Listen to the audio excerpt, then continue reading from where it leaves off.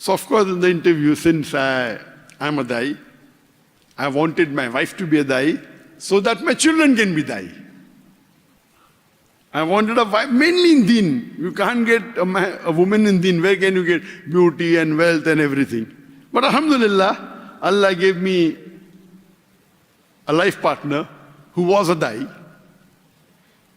She was the president of one of the local organizations in Pune. Alhamdulillah, she's very beautiful also. I'm happy. And the first girl married. Here starts the planning of the children. And after we got married, I'm just cutting the story short, we traveled a lot for giving lectures. I used to give lectures, she used to give lectures. We traveled in many countries all over the world.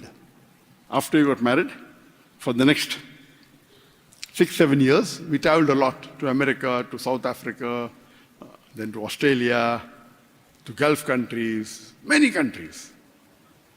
And while we were traveling for Dawah, we did a little bit of tourism also.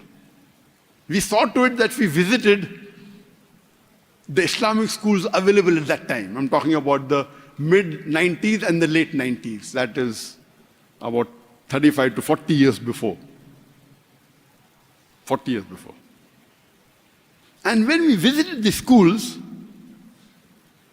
we saw that in this school, their main purpose was, we want to see to it that the girls that come to study, they should be allowed to wear hijab. The children that study in the school, they should be able to offer salah during the school timing. And we went into the school, it's mentioned as the objective. We went to Australia. Now, what is the objective? An environment in which there is no alcohol. An environment which is drug-free. And I traveled across to various schools.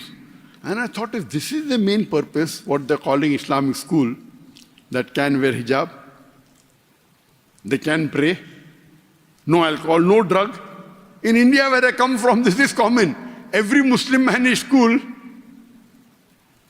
a Muslim is allowed to pray.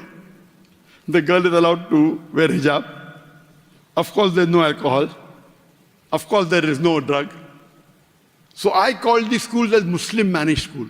Alhamdulillah, living in Australia and America, having such an environment is good, so I'm not criticizing them that way. But this is not what I wanted in Islamic school. Good what they're having.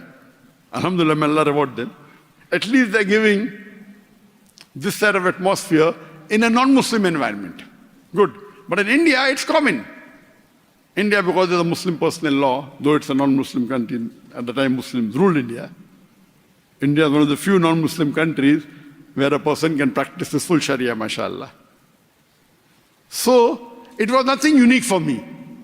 Most of the Muslim managed schools in India were like that. So what is unique? For them, okay, it may be unique. So when I say an Islamic school, I mean education for both the worlds. And some of the schools we went to, the best of schools in South Africa. I'm talking all this in the late 90s. Huh? Now the whole scenario has changed. Now in the last 25 years or 30 years, the things have changed. At that time, I went to the best school in South Africa, I won't take the name. And I spoke to the principal. He said, you know, what the other private schools charge, we charge half. I said, why? Otherwise Muslims don't come to our school. So to attract the Muslims, they kept the fees half of the private schools. Then the principal was telling that though we are supposed to be the best school in the country, I won't take the name of that school. Once,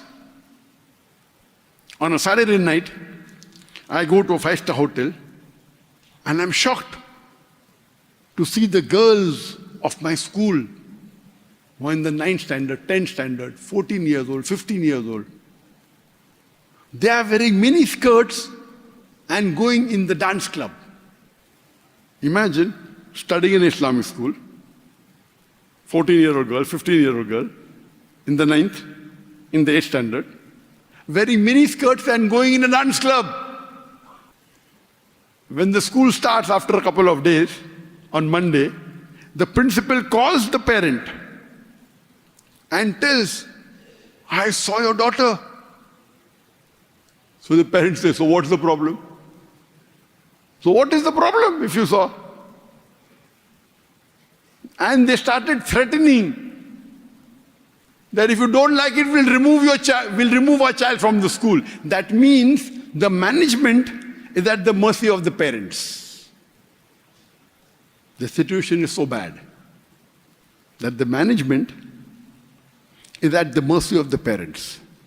And this was the situation of the best Islamic schools at that time.